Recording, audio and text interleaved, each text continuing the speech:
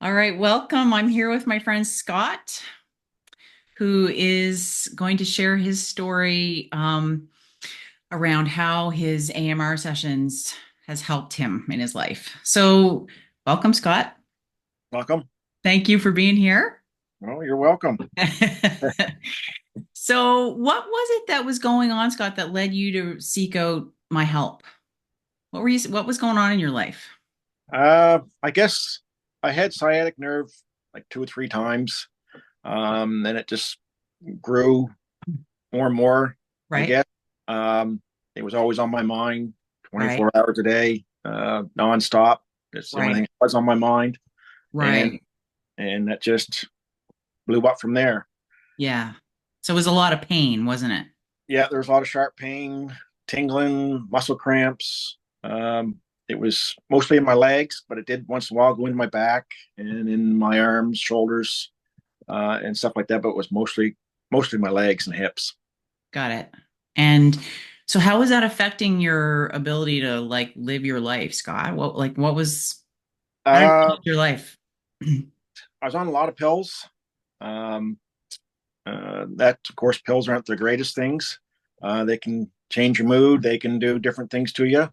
It was affecting my lifestyle, family life. I'm a huge runner, athlete, and that all come to a halt. I couldn't do that anymore. Just your basic everyday putting your socks on. Just couldn't do it without being Hmm. in pain, without knowing that something's gonna happen, pull and Right. hurt. So, And it affected your sleep too, if I remember correctly. yes, yeah, no, I didn't get very much sleep at all. 2 or 3 hours a night, but by my max, because my legs were just constantly twitching like crazy. The muscle cramps. Just couldn't get comfortable in bed, and it just you don't get your sleep. You don't get any that extra little fix that you get, I guess, when you're sleeping. Hmm. Yeah. So your energy levels were probably Yep, affected. Yeah. yep, yep, And it's so with all that, Scott, did it affect, I'm guessing it affected your mood and sort of your anxiety levels? Yeah. yep, yep. My mind was just constantly somewhere else. I just couldn't think. I was just in a daze, walking all the time. Just didn't know what was happening to me, and it just didn't catch up to me until it was pointed out to me that Hmm. my stress levels were way too high, Hmm. and Right. that's brought me to you. All right. So I think if I remember correctly, Scott, we did 3 sessions together. Yes. Yes.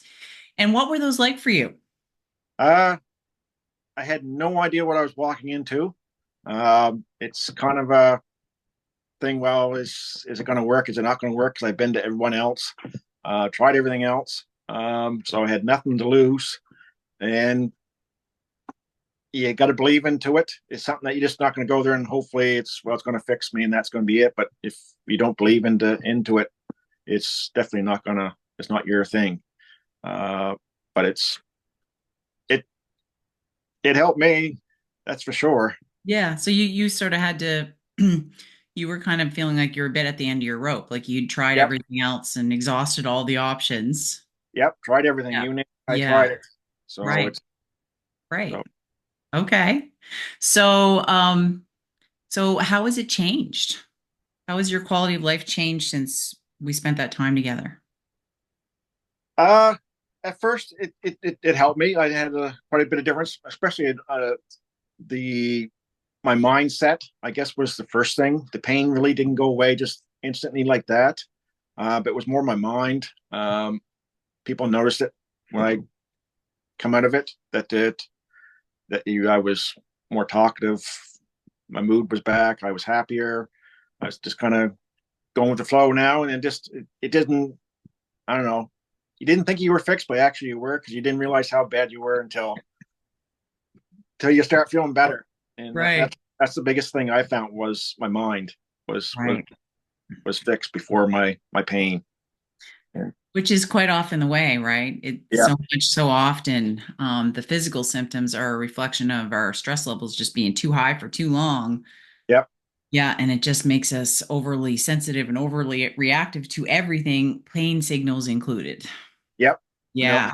Yeah. So I was, So, okay.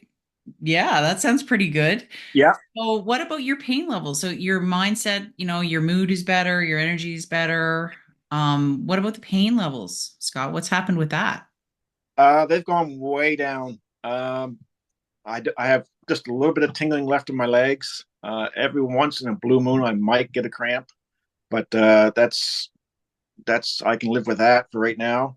Uh, my pills, I was taking about 18 pills a day. Um, I'm down to about 1 or 2 pills a day now. It's all I'm down to at Nice. before I go to bed, and Mhm. I'm starting to get off those more and more.